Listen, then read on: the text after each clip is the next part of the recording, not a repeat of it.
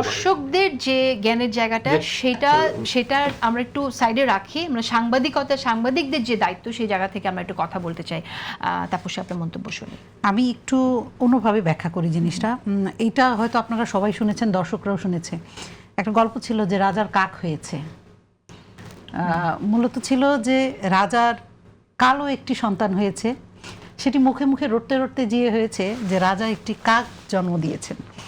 তো ফটোকার্ড ব্যাপারটাও এখন এরকম হয়ে গিয়েছে। যেমন আমার প্রাইমারি স্কুলে টিচার, আমার কাজিন, সে আমার সাথে একটা বিষয় নিয়ে তর্ক করছিলেন যে এটা হয়েছে। তো আমি তাকে জিজ্ঞেস করলাম কোথায় দেখছেন?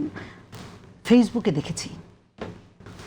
গণমাধ্যমের দুর্বলতার সুযোগ নিয়েছে সামাজিক যোগাযোগ মাধ্যম এবং সহজলভ্যতা। মানে যে কোনো কিছু আমরা এখন এত সহজলভ্য করে ফেলেছি যে সেটি আসলে জাজমেন্টাল মিডিয়া হয়ে গিয়েছে।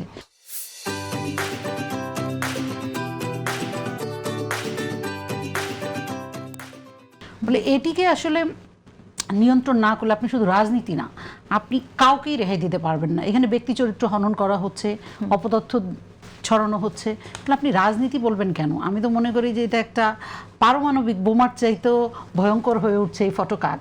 ফলে যেটি আব্দুল্লাহ ভাই বলেছেন এটি আসলে একটু আমলে নেওয়া উচিত, যে এটি আবার আমাদের পাঠক বা দর্শক বা নাগরিকদেরও সচেতন করতে হবে যে আপনি কাকে বিশ্বাস করছেন, কি দেখছেন, কি গ্রহণ করছেন। আচ্ছা, আমরা যদি জাতি হিসেবে এত পিছিয়ে যাই যে 1 মিনিটের একটা নিউজ না পড়ে শুধু একটা ফটোকার্ড বেস জাতি হয়ে যায়, তাহলে তো আপনি এখানে আসলে কোনো চেঞ্জ আনতে পারবেন না।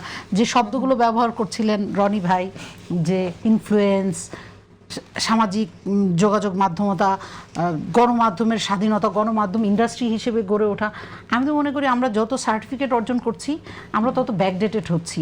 আমরা ব্যস্ততার দোহাই দিয়ে আমরা আসলে কোনো কিছুই গ্রহণ করছি না, আমরা খুবই সংক্ষিপ্ত জীবনে প্রবেশ করতেছি। ফলে এই সংস্কৃতির পরিবর্তন করতে হবে আপনাকে, তা না হলে আপনি কিন্তু কাউকে রক্ষা করতে পারবেন না।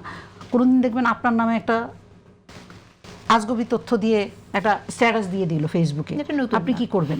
আপনি কি করতে পারবেন না, আপনার চরিত্র হনন করা হলো। এবং এটা আবার গ্রহণযোগ্য, মানে মানুষ বিশ্বাসও করতেছে।